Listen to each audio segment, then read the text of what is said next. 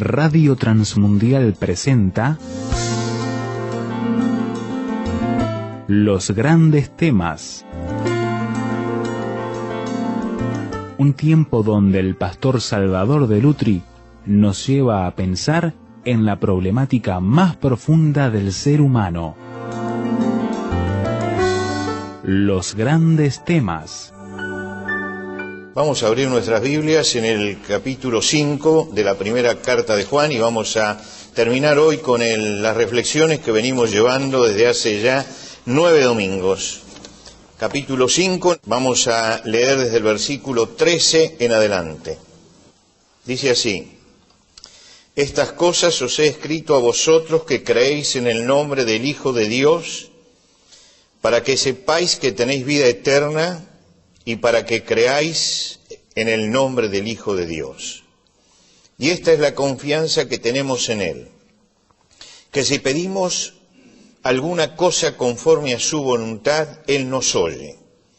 Y si sabemos que Él nos oye, en cualquiera cosa que pidamos, sabemos que tenemos las peticiones que le hayamos hecho. Si alguno viere a su hermano cometer pecado que no sea de muerte, pedirá y Dios le dará vida. Esto es para los que cometen pecado que no sea de muerte. Hay pecado de muerte por el cual yo no digo que se pida. Toda injusticia es pecado, pero hay pecado no de muerte. Sabemos que todo aquel que ha nacido de Dios no practica el pecado, pues aquel que fue engendrado por Dios le guarda y el maligno no le toca. Sabemos que somos de Dios y el mundo entero está bajo el maligno. Pero sabemos que el Hijo de Dios ha venido y nos ha dado entendimiento para conocer al que es verdadero. Y estamos en el verdadero, en su Hijo Jesucristo. Este es el verdadero Dios y la vida eterna. Hijitos, guardaos de los ídolos. Amén. Juan es muy minucioso en sus libros. Nosotros tenemos 4 escritos de Juan en el Nuevo Testamento. Tenemos el Evangelio de Juan, esta carta que es la carta más extensa y 2 cartas breves. Pero es muy explícito, tanto en el Evangelio como en esta carta, para decir por qué escribe. Cuando escribe el Evangelio, ya llegando al final, en el capítulo 20 del Evangelio de Juan, él dice que hizo Jesús además muchas otras cosas, las cuales no están escritas en este libro, pero estas cosas han sido escritas para que creáis que Jesús es el Cristo, el Hijo de Dios, y para que creyendo tengáis vida en su nombre. Es decir, el objetivo entonces del Evangelio es que la fe en Jesucristo sea una fe genuina, puesta en Él, y que genere algo en nuestra vida. En esta carta, él dice que escribe para que vuestro gozo sea cumplido, es decir, para que la fe se potencie hasta su máxima expresión. Que la fe que tenemos en el Señor Jesucristo se viva con plenitud, se viva con alegría y que nada la empañe. Todos sabemos que mucha gente identifica la fe cristiana con la fe de la oscuridad, de la represión, de el sufrimiento, y la fe cristiana no es esto. La fe cristiana, el Señor Jesucristo dijo: yo he venido para que tengan vida y para que la tengan en abundancia. Entonces el cristiano tiene que potenciar su fe para vivir en plenitud, para vivir con alegría y para que nada de lo que sucede empañe el brillo que la fe tiene que tener en nuestra vida. El anhelo de Juan al escribir esta carta es que lo que él experimentó personalmente con Jesús, porque pasó los 3 años de ministerio junto con él, llegue hasta nosotros para que nos gocemos en Cristo Jesús. Por supuesto que estamos recorriendo el resumen final de la carta, es decir, llegamos a la última parte. Juan cierra su carta sin saludos finales, lo que nos hace pensar de que era a un grupo extenso de iglesias de una región a quien le escribía, y llega al clímax entonces de todo lo que ha dicho. Tiene un propósito serio en su carta, tiene que enseñarle a los hermanos que están allí que se les han metido en el medio gente que perturba, que realmente no tienen fe, pero que están dentro de la iglesia y en ese momento no tienen ellos nosotros tenemos la Biblia, tenemos el Evangelio ya compilado y todo, y conocemos cosas de la fe que seguramente estos hermanos no conocían, y entonces Juan les escribe para que ellos sepan separar la paja del trigo. Entonces les escribe explicándoles cuáles son las bases mismas de la fe, cómo tienen que zarandear el asunto para saber quiénes son y quiénes no son. Es muy fácil llegar y decir hermano, hermano, hermano, y somos todos hermanos, pero después hay que ver si tenemos una fe común, ¿no? Yo tengo un amigo que tiene un negocio en el exterior, que vive bien en el exterior, y dice que a veces le viene gente a pedirle crédito y entonces le dice hermano, yo soy creyente, y le pide el crédito, después no se lo paga. Y cuando va a pedir que le prolonguen la deuda dice, mira hermano, he tenido un problema, y entonces le dicen, por favor no me hermanee. ¿No es cierto? Y a veces hay que tener cuidado de que no se hermaneen, ¿no? No se hermaneen. Juan dice, no todos son hermanos en fe aquellos que creen realmente que Jesucristo es el Hijo de Dios. Y había muchos mezclados en la iglesia que decían que no creían esto, pero que eran hermano, hermano, hermano, y había que poner las cosas en su lugar. Ahora, si quiero vivir la vida en plenitud, esto lo vimos el domingo pasado, nos explica esto, tengo que tener un claro fundamento, la fe tiene que tener un claro fundamento. ¿Qué es un cristiano? Hay que contestar esta pregunta. Y Juan la contesta diciendo, todo aquel que cree que Jesucristo es nacido de Dios, es el Hijo de Dios. Es decir, esta es la base de la fe cristiana. A veces es necesario aclarar esto porque hay gente que se hace un Cristo a su medida. Y ahí había gente que se había hecho un Cristo a su medida.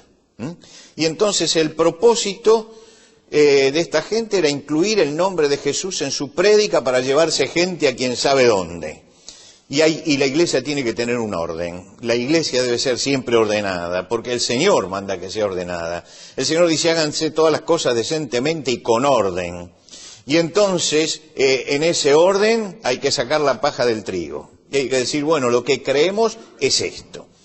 En el inicio de su carta, Juan define a la persona de Jesucristo. Dice, entre ese mundo que no conocemos, el mundo espiritual, y este mundo material, hay un punto de convergencia que es el Señor Jesucristo. Él es la imagen del Dios invisible, y Él se hizo hombre. Por lo tanto, en Él se conjugan estas dos cosas. Eso es la base de la fe, eso es lo que creemos los cristianos, que Jesucristo es el Hijo de Dios. Si un cristiano tiene un buen fundamento en su fe, tiene un buen fundamento, la vida cristiana se desliza mucho mejor. El cristiano pone su fe en el Señor Jesucristo, reconoce su condición de pecador, por lo tanto se le acabó la soberbia de sentir que Él está por encima de todo, él siente que Dios tiene que realmente redimirlo y comienza una nueva vida. Si quiero vivir la vida cristiana en plenitud, tengo que tener un fundamento claro.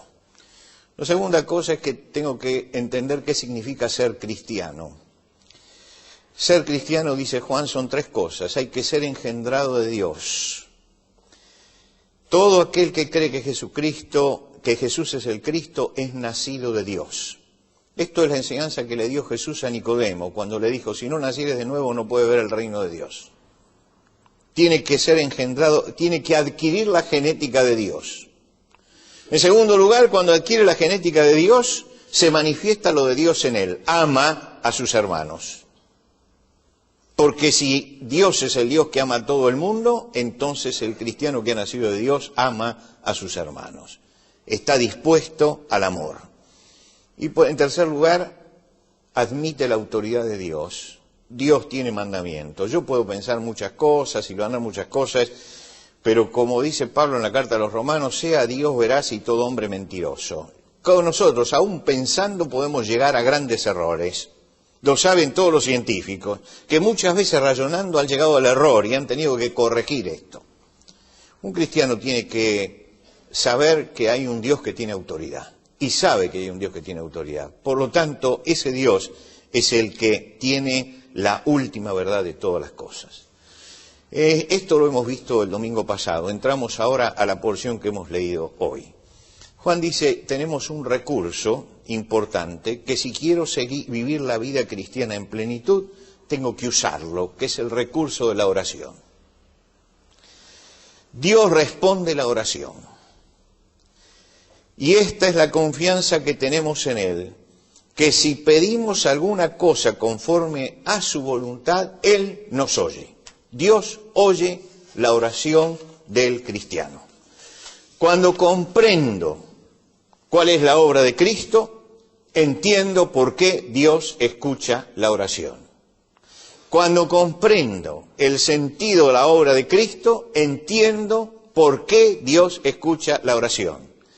El que no escatimó ni a su propio Hijo, sino que lo entregó por todos nosotros, ¿cómo no nos va a dar también con Él todas las cosas? Esto lo dice el apóstol Pablo a los romanos. Si Dios entregó a su Hijo por nosotros, ¿cómo no nos va a dar juntamente con Él todas las cosas? Lo que quiere decir que tenemos un Padre en el cielo que nos ama. El Señor nos enseñó a orar en una forma diferente. Él dijo que nuestra oración tiene que decir, Padre nuestro que estás en los cielos. Y al poner allí la palabra Padre, con la que nos dirigimos al Señor, está hablando de una relación. Está hablando de una relación amorosa.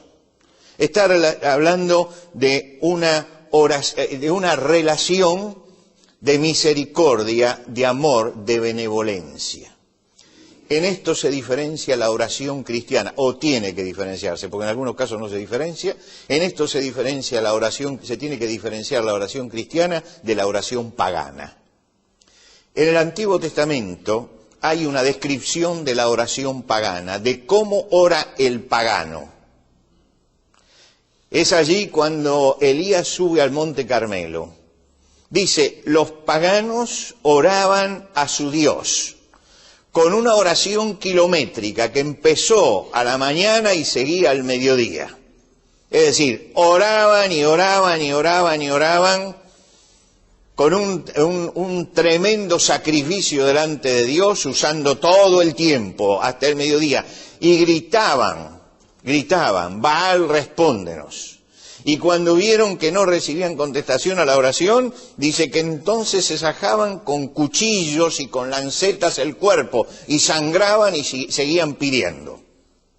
Ahora fíjense usted la oración del pagano. Es una oración kilométrica, es una oración a los gritos, y es una oración lacerándose el cuerpo. Esta es la oración pagana. Dios no es sordo, no necesita que le gritemos. Empecemos por ahí. No necesita tampoco oraciones kilométricas de sus hijos. Y no necesita tampoco que hagamos sacrificios para contestar nuestra oración. Dios es un Padre que nos ama. Es un Padre que nos ama.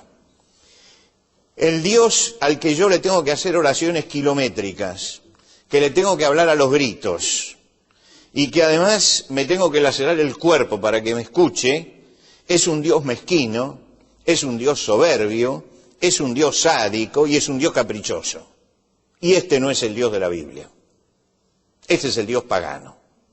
Así como yo tengo que tener una imagen correcta de Jesucristo, tengo que entender cuál es la relación con Dios. Dios no es un Dios mezquino, no es un Dios soberbio, no es un Dios sádico, no es un Dios caprichoso. El Señor Jesucristo, explicando todo esto, Él dice, ¿qué hombre hay de vosotros que si su hijo le pide pan, le va a dar una piedra? O si le pide un pescado, le va a dar una serpiente. Si ustedes, siendo malos, saben dar buenas dádivas a sus hijos, ¿cuánto más el Padre Celestial? ¿Qué nos estaba queriendo decir? Que si nosotros en la paternidad buscamos de nuestros hijos lo mejor, nuestro Padre mucho más busca de nosotros lo mejor. Ahora, Dios no es un Padre complaciente, no es un Padre, esto es otra cosa. No es un Padre que me va a dar todos los caprichos que yo tengo. Como buen Padre me va a dar aquello que necesito realmente, aquello que yo necesito. No lo superfluo, sino lo realmente necesario. Buen Padre no es el que da todas las cosas, es el que sabe regular para dar lo que el Hijo necesita. Cuando el padre da todas las cosas es porque es un mal padre. El padre debe saber decir que no, debe poner límites, porque sabe que su hijo va a pedir lo que necesita y va a pedir lo que no necesita, pero tiene que aprender, y porque tiene que aprender, pone límites. Y Dios es un buen padre, que no me da todo lo que yo le pido, pero que sí me da lo que yo necesito. Quiere decir que Dios atiende a nuestras necesidades. Y yo me acordaba de un gran filántropo que se llamó Jorge Müller, que vivió en Inglaterra en la sociedad inglesa industrial. Cuando la revolución industrial en Inglaterra, la gente del campo tuvo que emigrar a la ciudad y empezó a vivir en las calles y había una tremenda pobreza en todas las calles.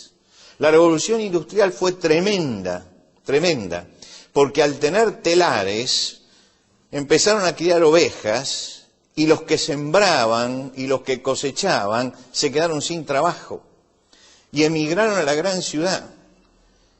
Recibían la mitad de sueldo de lo que necesitaban para comer.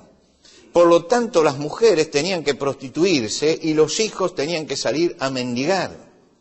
Los chicos de 10 años eran contratados en las fábricas.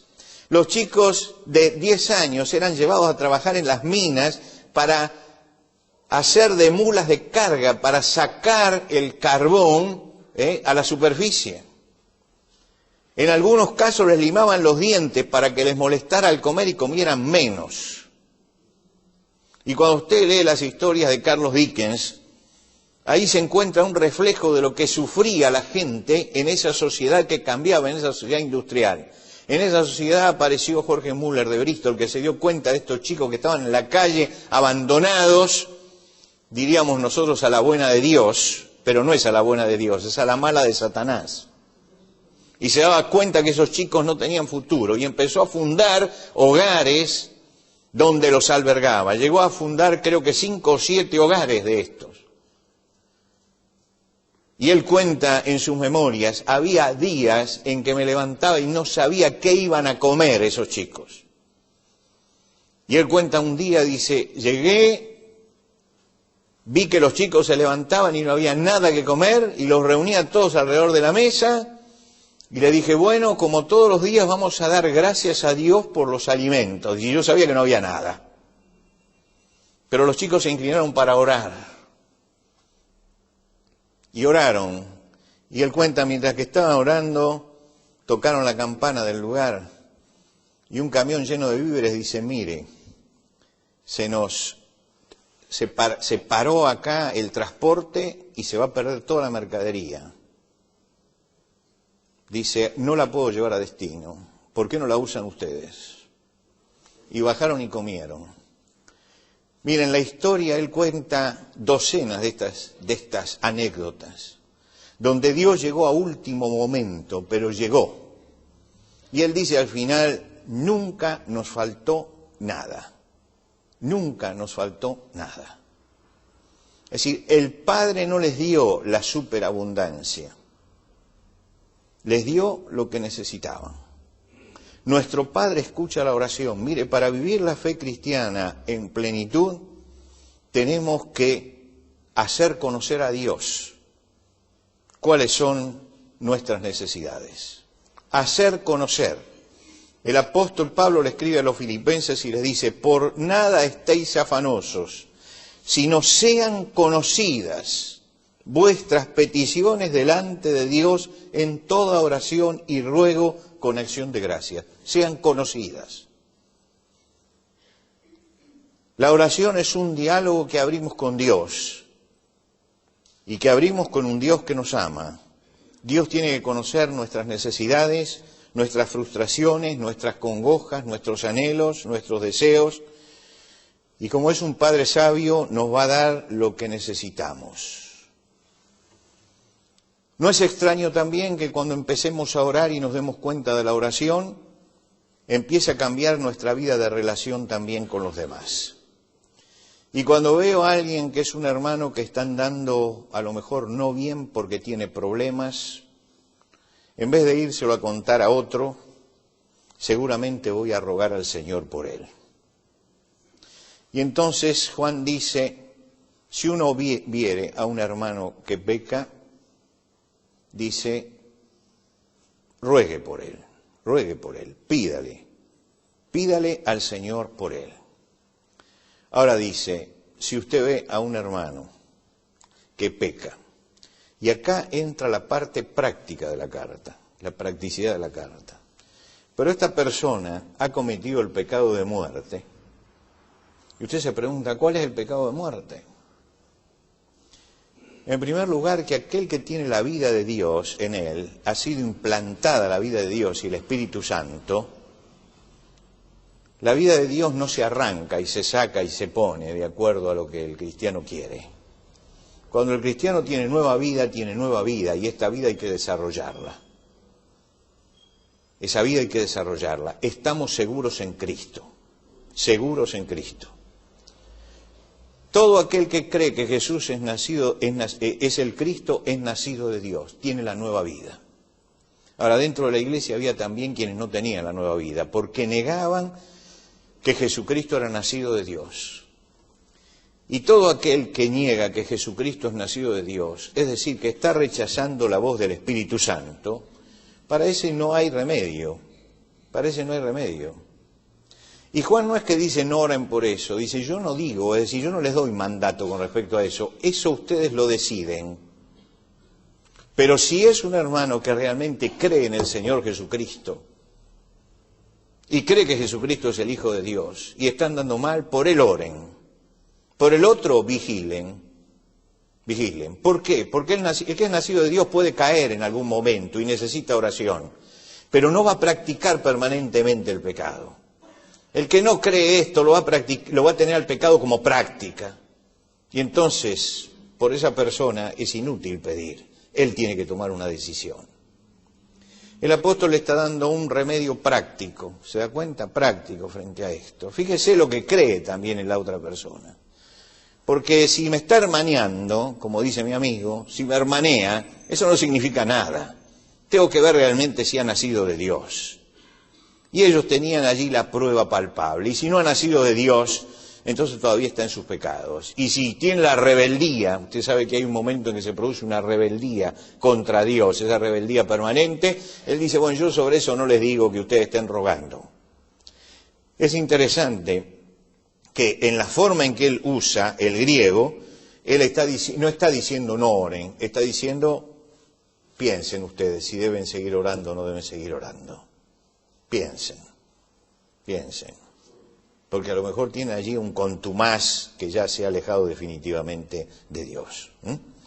Es altamente sospechoso si sigue pecando y sigue negando la presencia de Dios. ¿Qué lugar ocupa la oración en tu vida? ¿Qué lugar? No te pregunto cuánto estás orando, no te pregunto qué tiempo diario dedicas a la oración, no te pregunto con qué frecuencia, sino qué importancia tiene la oración en tu vida. ¿Qué importancia? Esto no depende del tiempo que oremos ni de las veces, depende de otras cosas, depende de la importancia que la oración tenga en nuestra vida.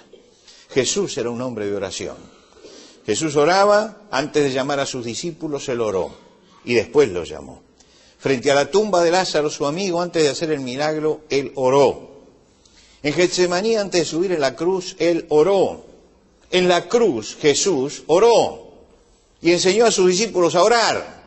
Y le dijo, ustedes oren así, Padre nuestro que estás en los cielos.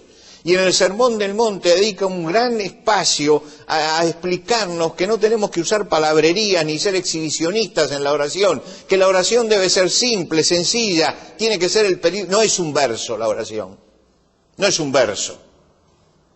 Es abrir el corazón delante de Dios con las necesidades, simplemente eso. Y Jesús instó a orar a los suyos, le dijo, pedid y se os dará, buscad y hallaréis, llamad y se os abrirá.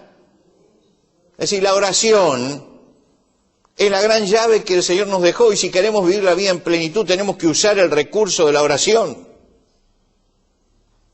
Así como la fe se desarrolla si uno tiene una buena base y si sabe lo que significa ser cristiano, La fe continúa desarrollándose cuando sabemos orar y cuando aprendemos la importancia que tiene la oración en nuestra vida, la oración personal, la oración individual, la oración secreta, esa oración que hacemos en privado delante de Dios. Esa oración donde abrimos el corazón. Esa oración que no necesita, porque ninguna oración necesita de grandes palabras. Lo que necesita es un corazón sincero. Y cuando movemos así la oración, la vida cristiana va alcanzando su plenitud. Y por último le dice, si quieres vivir la vida cristiana en plenitud, tienes que aprender a descansar en el Señor. Miren esto importante, es una frase que Juan pone y que no es trivial la frase. Él dice, nosotros sabemos que somos de Dios y que el mundo entero está bajo el maligno y que la maldad se multiplica, no hace falta que yo lo explique esta mañana. Todos lo sabemos. Pero él dice esto, aquel que fue engendrado por Dios le guarda y el maligno no le toca. El maligno no le toca. Si usted es de Dios, el maligno no lo toca. Vivimos en una sociedad donde el mal se multiplica y no solamente se multiplica, sino que ha renacido el ocultismo con muchísima fuerza. En los medios de difusión se habla, por ejemplo, de fuerzas ocultas, se habla de espíritus, de apariciones, ahora hasta de nanitos de cemento que se mueven solos, ¿vio? Esa es la última, que se le dan vuelta, ¿no? Y cuando usted escucha todas estas cosas, dice, pero estamos volviendo a las fábulas, estamos volviendo a los cuentos. Bueno, el apóstol Pablo dice, en los últimos tiempos los hombres sacarán de la verdad del oído y se volverán a las fábulas. Y entonces estamos en un tiempo de gente que anda en las fábulas. Y usted de repente se encuentra con una persona muy culta, muy preparada, pero que tiene una cintita roja puesta acá, ¿no es cierto?, para ahuyentar el mal de ojo, ¿no? Usted dice, pero esta persona, a lo mejor es un ejecutivo, es un empresario que está todo el día analizando las planillas de marketing para mover su empresa, pero tiene la cintita acá, la cintita roja, por el mal de ojo, por la envidia, por la envidia que puede tener. Hay otros que se colgan una piedra, entonces tienen una piedra para que la energía de la piedra los proteja del mal y de las enfermedades. Y hay otros, yo he recibido consultas de gente que me hablan de que, bueno, en mi familia hubo un medium y hubo un chamán y hubo esto y no me vendrá algo con la genética, no pasará algo por ahí. Es decir, la gente está cayendo nuevamente en las fábulas. Y todas estas cosas producen temor, producen desasosiego, producen angustia, y hay cristianos que entran en el temor, hay cristianos que empiezan a tener miedo, entregaron su vida al Señor, pero se sienten desprotegidos. ¿Qué me puede nacer? ¿Qué me puede pasar? ¿No? Vivo al lado de una bruja que anda haciendo maleficio por todos lados, y yo justo vivo al lado, ¿no? ¿Qué me puede hacer la bruja? Juan nos dice que tenemos la protección de Dios. El maligno no te toca.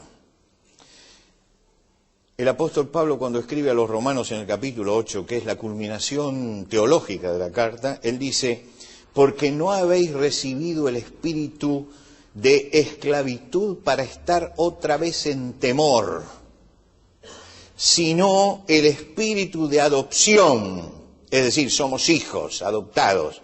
Dice, por el cual clamamos, Abba, Padre. El cristiano no tiene que tener miedo a todas estas cosas, no tiene que tener miedo a estas cosas. Yo me acuerdo que estaba predicando en el Perú 5 días sobre ocultismo, 5 días sobre ocultismo, iglesias abiertas totalmente. El primer día dije, yo le voy a dar una foto mía a quien quiera, y usted haga lo que quiera con esa foto. Llévese al brujo, al chamán, al maleficio, le clava la aguja, todo lo que quiera. Y muevan toda la fuerza que quieran, para evitar que yo llegue al 5.º día.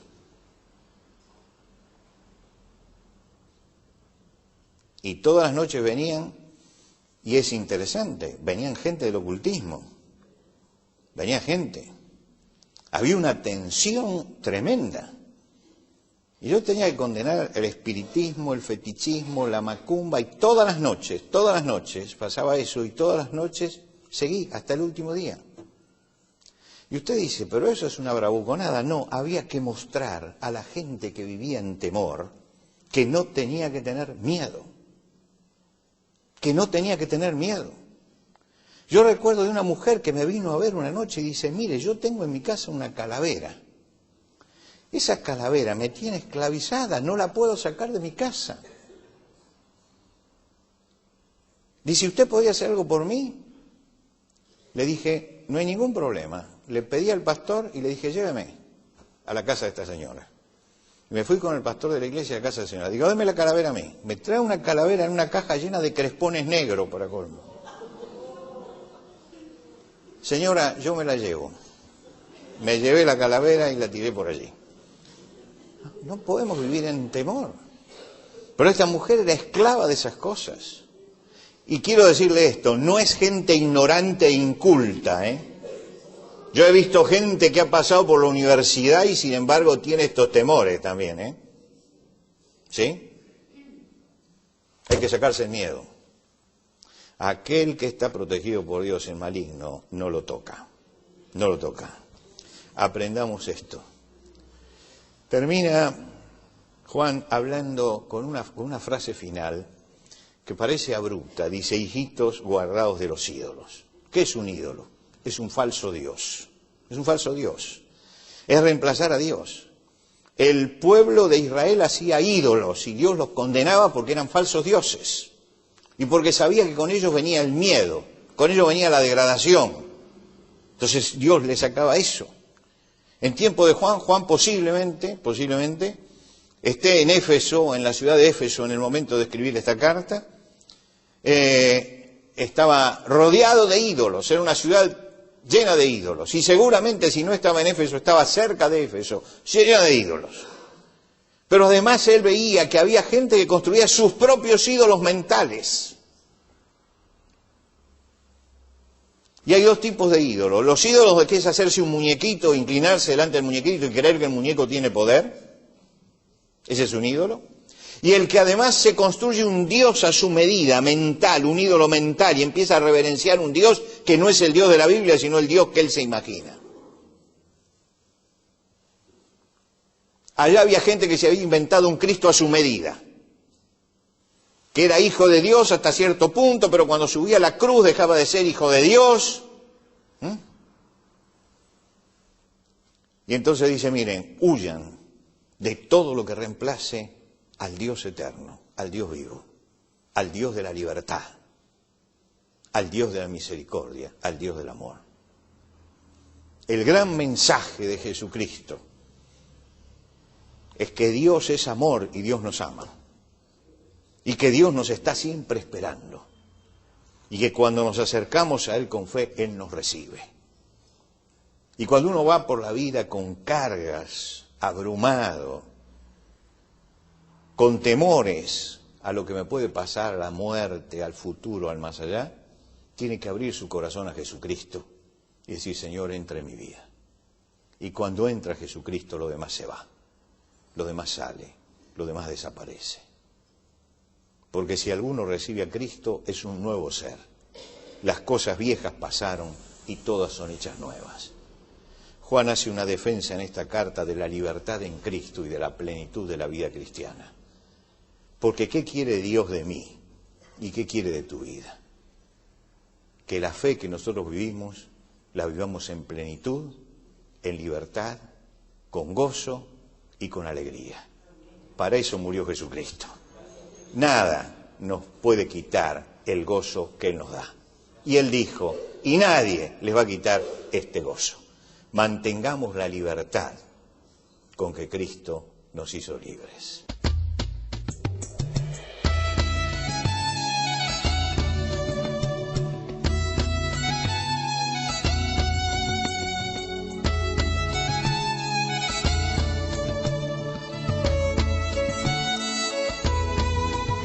Antes de finalizar los grandes temas del día de hoy, les queremos dar los canales de comunicación donde usted puede entrar en contacto con el pastor Salvador de Lutri.